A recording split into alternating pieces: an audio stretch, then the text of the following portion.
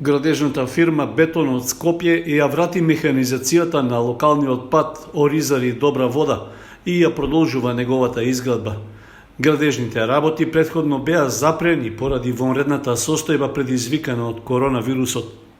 Во моментот се реализира пробивање, рамнење и проширување на теренот, како дел од подготвителните работи на втората делница од патниот правец, чија должина е околу 2,5 километри и ширина од 3,5 метри.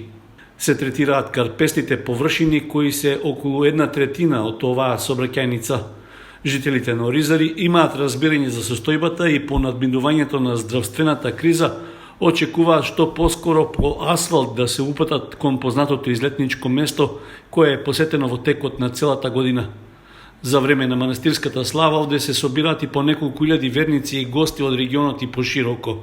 За изградбата и асфалтирањето на патот што води до локалитетот Добра вода, каде се наоѓа и манастирот Пресвета Богородица, обезбедени се 26 милиони денари.